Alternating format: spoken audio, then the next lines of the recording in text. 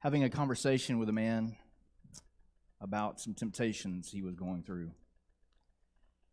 And he was very confused. He didn't really understand. He didn't like the implications. He said, "What is this saying about me?"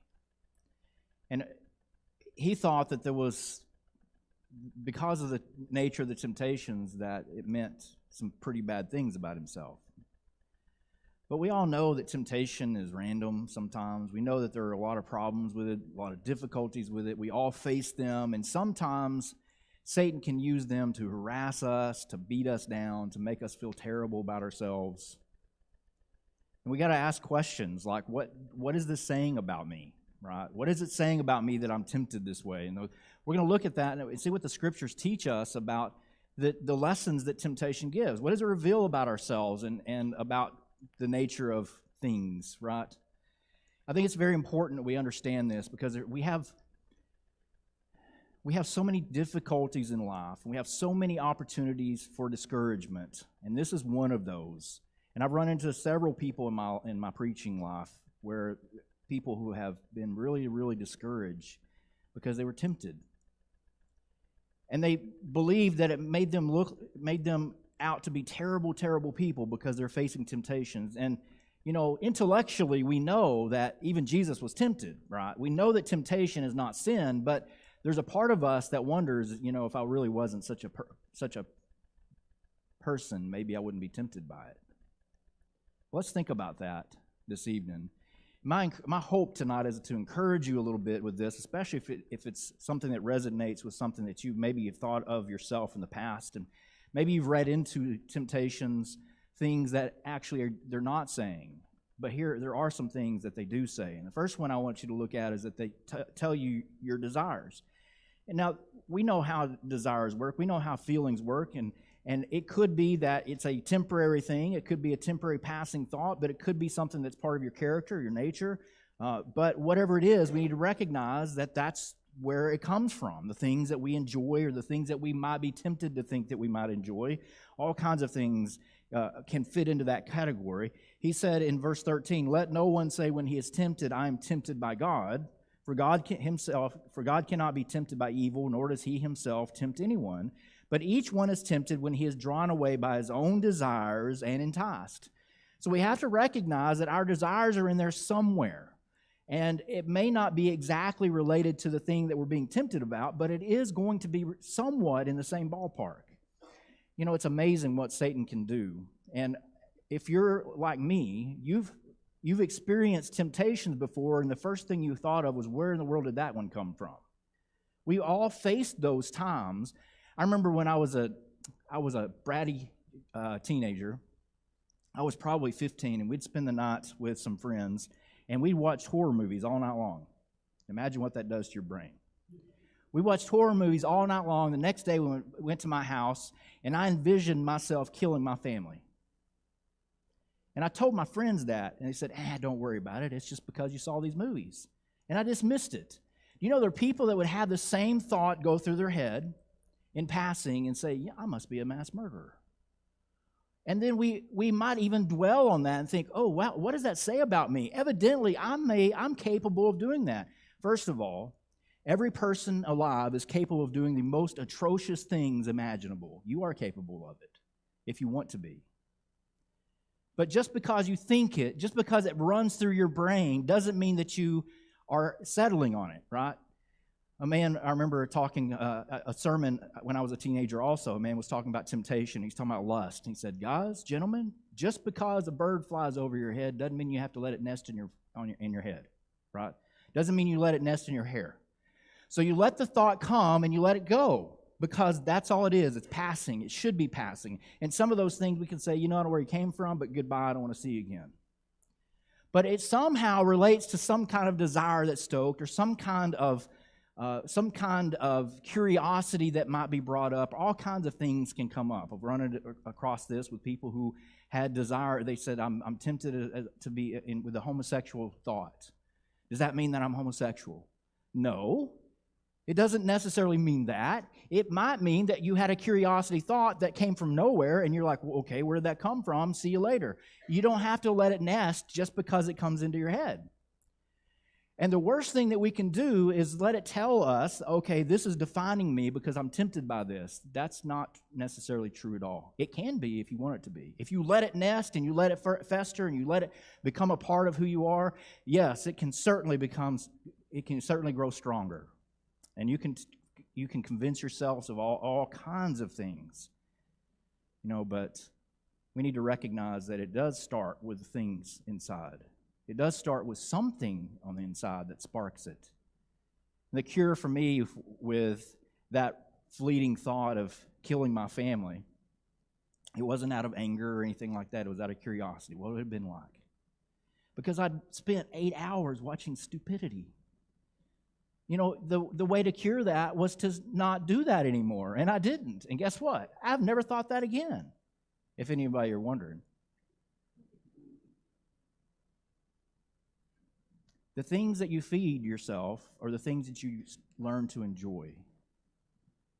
Be careful what you put in here and in here, because it will become tempting. You will find those opportunities where your brain is going to get curiosity. You have heard the phrase, curiosity killed the cat. Curiosity can do great things to us if we're not careful. And so we are going to be careful, and this is one of the points that we'll get to later, but we need to be careful with what we allow ourselves to know about. And there's things, I remember reading an article several years ago. There's so much here. And it was written by a woman whose husband was caught up in pornography. And she said he had ideas that I don't know where a human being could come up with those ideas, except he read it somewhere. You don't want to know the depths of the evil that's out there. And sometimes we get curious about just how bad things are. It's going to cause nothing but harm. Keep your mind pure, because out of that, he says, keep your heart with all diligence, because out of that is life. That's where life springs from. So it does reveal your desires, and it's something that we can learn to control. It's good. You can change the things that you want. I've used this illustration before, but there was two farmers talking, and one man's dog was eating turnip greens out of a bowl. And one farmer said to the owner of that dog's master, said, my dog won't eat turnip greens. And that farmer looked at his dog and said, mine wouldn't either for the first month. If you give yourself opportunity, you can learn tastes. You can learn to improve your tastes. You can learn to think differently. You can learn to not be tempted by some of the things that you've been tempted by. And so recognizing that your desires come into play there is a good opportunity for you to learn to grow and to learn to see things differently, to learn to have a better appetite for things, right? We're all going to want things. We're all going to be tempted to do things. Wouldn't it be nice to be tempted to do good things instead of doing bad things? You can be tempted to do good. And by the way, you should always act on it when you're tempted to do good. It shows your desires. The next thing it shows is your opportunities. Look in Hebrews chapter 12, verses 4 through 11. This is a principle that comes from this, because it's talking about suffering. And suffering and temptation, they do generally go hand in hand, but they're not the same thing. And he says in chapter 12 and verse 4, you have not yet resisted to bloodshed, striving against sin. And you have forgotten the exhortation which speaks to you as to sons. My son, do not despise the chastening of the Lord, nor be discouraged when you're rebuked by him. For whom the Lord loves, he chastens and scourges every son whom he receives. If you endure chastening, God deals with you as with sons. For what son is there whom a father does not chasten? But if you're without chastening, of which all have become partakers, then you're illegitimate and not sons. Furthermore, we have had human fathers who corrected us, and we paid them respect. Shall we not much more readily be in subjection to the Father of spirits and live? For they indeed for a few days chastened us as seemed best to them, but he for our profit, that we may be partakers of his holiness. Now no chastening seems to be joyous for the present, but painful. Nevertheless, afterward it yields the peaceable fruit of righteousness to those who have been trained by it. Now the principle here that he's saying is that God allows pain into our lives to train us, to teach us, to help us, to improve us. Now, we can take that and grow from it, or we can take that and allow it to make us bitter. We actually have to make the decision whether or not we're going to grow through it. And he talks about that very thing. It's because God loves you that he allows you to go through the painful processes. And pain is not our enemy. Pain is helpful only to a certain extent. Now, it can be an enemy, sure, but God can make sure that we are given the things that we can endure so that we can actually get through it. And think about that related to temptation. If God allows pain in order for you to grow, it makes sense also that temptation can also be used to help you grow stronger. It helps teach you about yourself, as we've already determined. It will help you to learn how to have better self-control. It'll help you learn wisdom, which we're going to get to in just a minute. You have so many opportunities to grow. So if you have a lot of temptations, guess what? You have a lot of opportunity to make things better in your life. It's not necessarily going to be easy, but you can look at the temptation and you can change your life and you can change your attitudes and your mindsets and you can change the input so that the output is better and different. It's an opportunity for growth. Now, just like with pain, it's not wise for us to go seeking it, right? I don't want to go intentionally put myself in situations where I'm going to hurt myself. I don't want to intentionally go and put myself in situations where I'm going to be tempted beyond where I can handle. But we need to recognize when we face it, here's an opportunity. Here's an opportunity to get stronger. When Jesus taught us the model prayer, what part of that prayer in Matthew chapter 6 was, lead us not into temptation, but deliver us from the evil one. And I've thought about that many times. You know, God doesn't necessarily lead us into temptation, but he allows it to happen. But how many times have we actually maybe prayed, don't lead me into temptation, and then we intentionally walked into places where we're going to be tempted? Doesn't make much sense. So we can learn to use our opportunities to grow and to develop and make better decisions. You know, self-control. I remember Jesus told the story of the man who had a house with an evil spirit, and he was using that as a sign of the times for the Pharisees, talking about the religious leaders, talking about how that Israel had grown even more corrupt over the years. He said there was a man who had an evil spirit. He cleansed the house, and the evil spirit went on its ways over the waterways. And after time, the man cleaned up his house, and the spirit came back and entered the house, and he brought 7 other evil spirits with him. And he said the state of that house was worse than before it was cleaned. He might as well not even cleansed it. He said that's the way the Jewish people are today. That's the way we can become too, because if we clean our houses up and we don't do the right things, we don't put good things in it, we don't learn the lesson and stop pursuing the bad things and start pursuing the good things, what's going to happen is we're going to end up right where we were before and even worse. So we need to learn from our temptations to be stronger, use it as an opportunity. Another thing that temptation reveals is our humanity. You know, Romans chapter 3 and verse 23 says that, well, I think I got the wrong verse in there. Romans chapter 6 and verse 23 is the one I intended to use, I think. No, I was right, 3:23. Sorry. Says that all have sinned and fall short of the glory of God, right? Romans 3:23. All have sinned and fall short of the glory of God. Now, the reason we sin is not because Adam sinned and we're forced into it. The reason we sin is because we're tempted to sin, James chapter 1, and we give in to that temptation and we sin. But remember that you're a human being. It's not to justify the sin and to say it's okay. But what it tells you, it's a reminder that you're human, that you're weak, that there are times when you can be very strong and times when you can be very weak, and you need to be careful and cautious. One of the best pieces of advice I've ever heard for weight loss was this person said, don't rely on your self-control. Don't rely on your willpower. If you put cookies in your house and you're trying to lose weight, you're just waiting until you're weak to have them. That's all you're doing.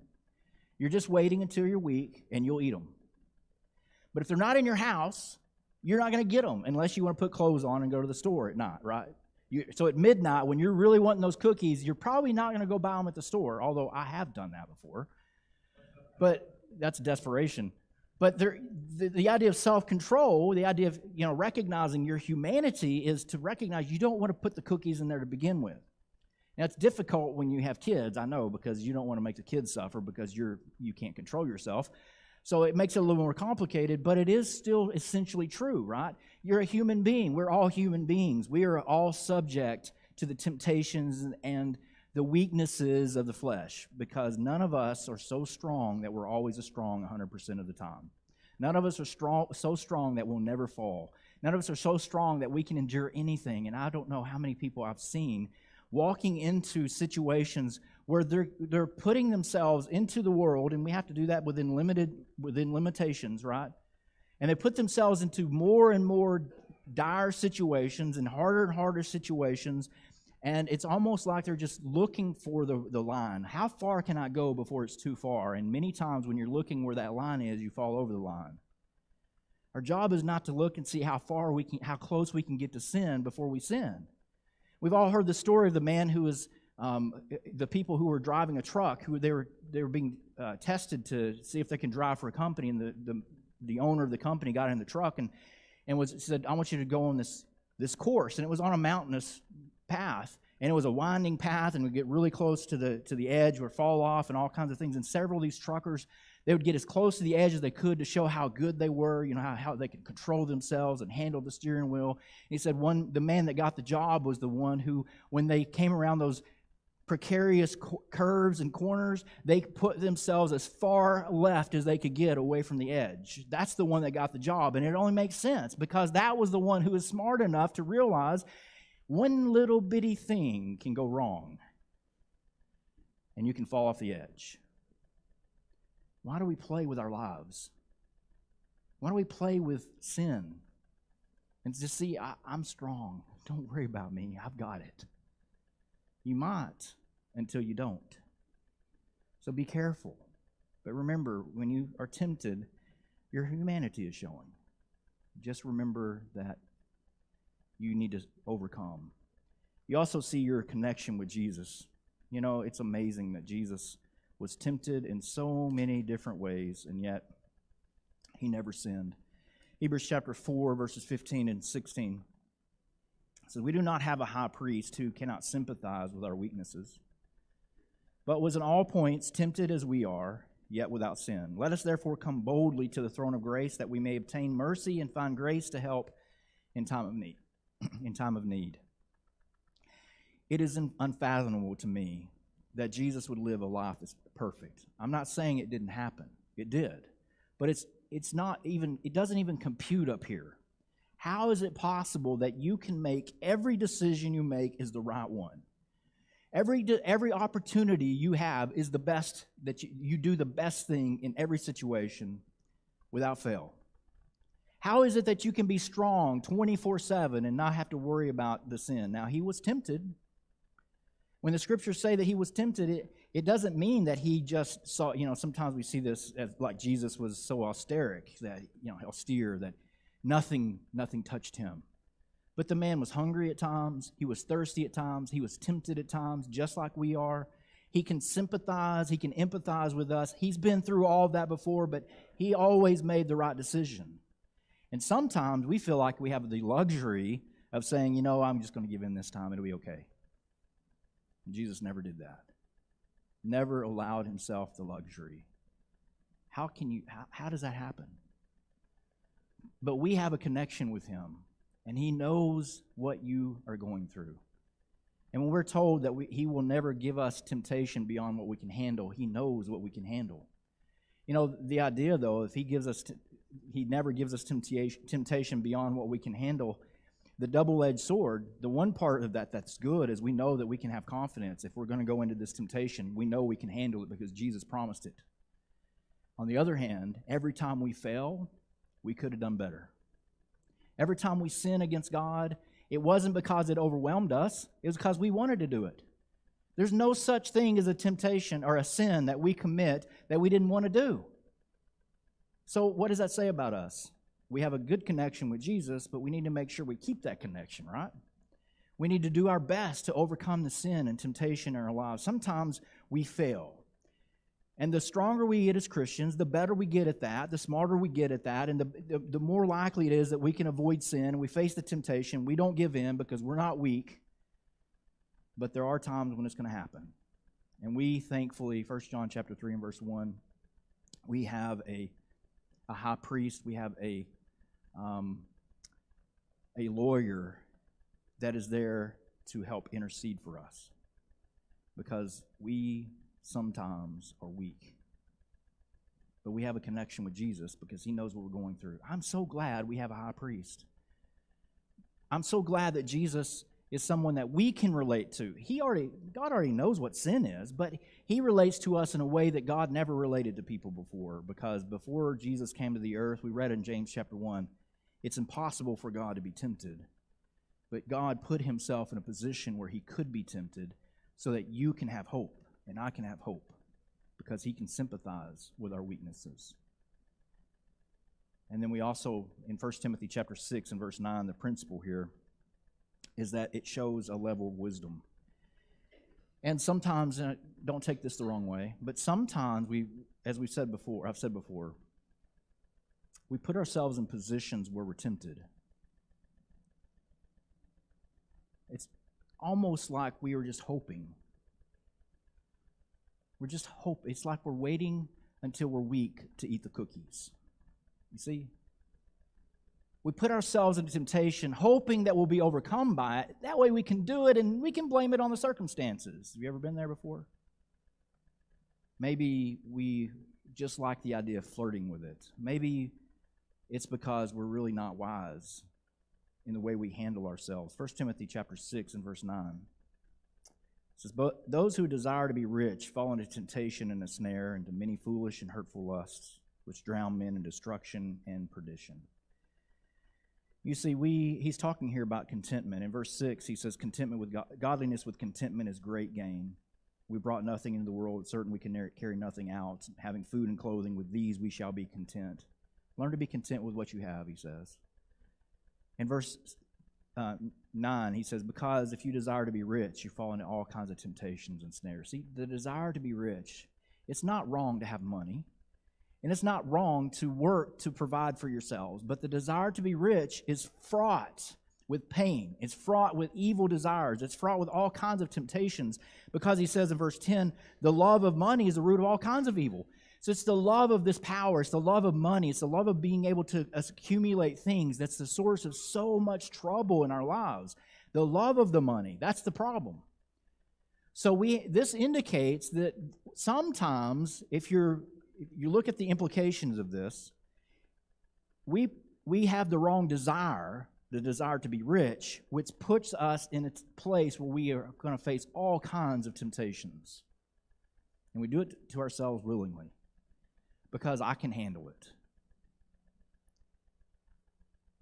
When alcoholics go through AA and I assume all kinds of other places, they're taught to not hang around it.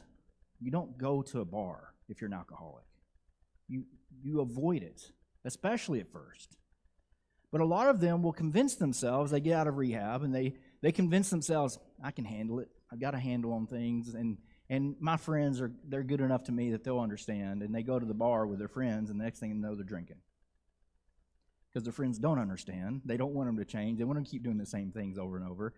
And their level of wisdom has to change. It has to develop to the point that they recognize they can't do that anymore. They've got to find new friends, and they've got to put themselves in positions where they can win instead of lose all the time, right?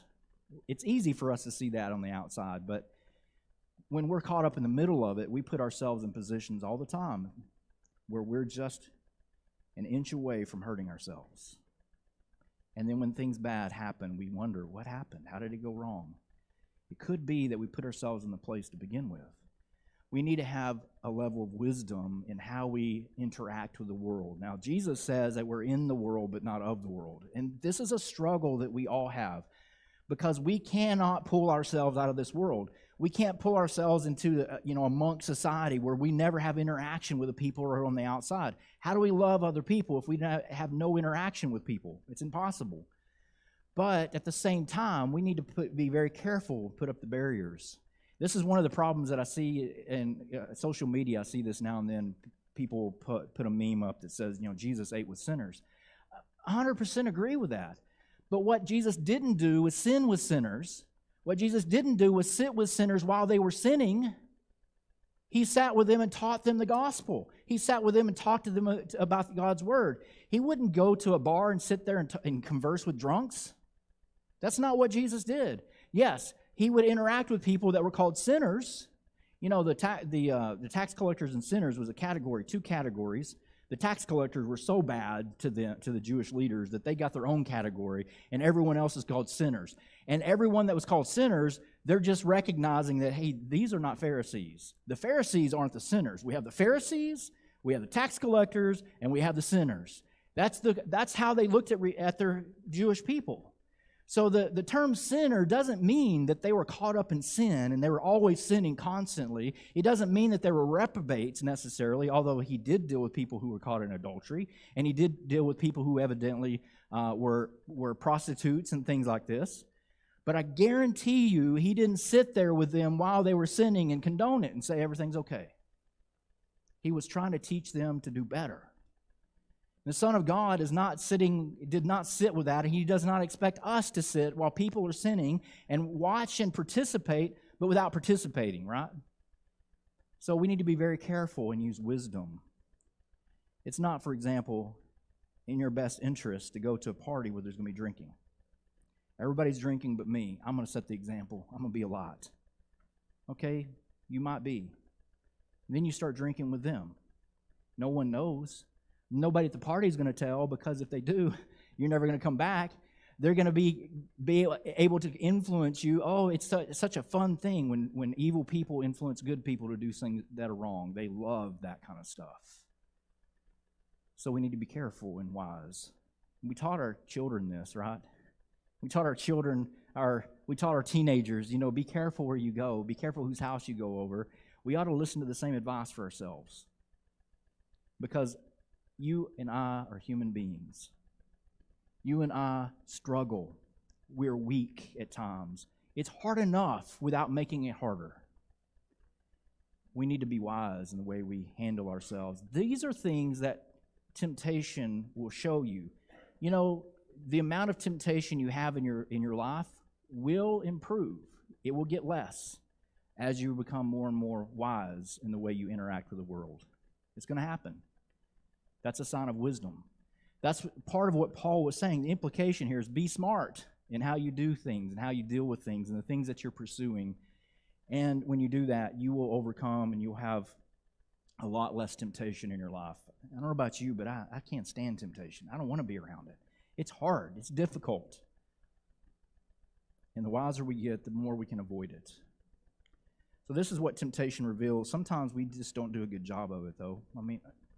Point of fact, we have weaknesses, and there's one thing I've learned over the years, that Satan knows what those weaknesses are. Have you figured that one out? Satan knows your weakness. And he's been doing this a long time, a lot longer than you've been around. He knows how to push your buttons. He knows how to put you in situations. He knows he has different tactics and strategies for, I don't know how he does all these things. But there are different tactics and strategies that he has and employs. He is not a friend. He is evil, and he is out to get you, and he is out to destroy you. He wants nothing more than your life to be destroyed. We also have Jesus, who wants nothing more than your life to be with him. And guess who gets to have the deciding vote? Us. And it all comes back down to what we feed and what we allow ourselves and what we do with the opportunities that we have and the wisdom that we can gain. And maybe this evening you've realized that you've done some things, or you got caught up in some things and you need to make some things right. If you need to change, the place to start is right in here in your heart. Decide what you want to do. Decide what is important to you and make decisions. And it may be that you need to make a public confession of sin. If that's the case, we're here. We're going to help you. It may be that you need prayer, or you're struggling with something, you need help with it. We're here for you. We want to help. If there's anything that we can do, won't you please come as we stand and sing.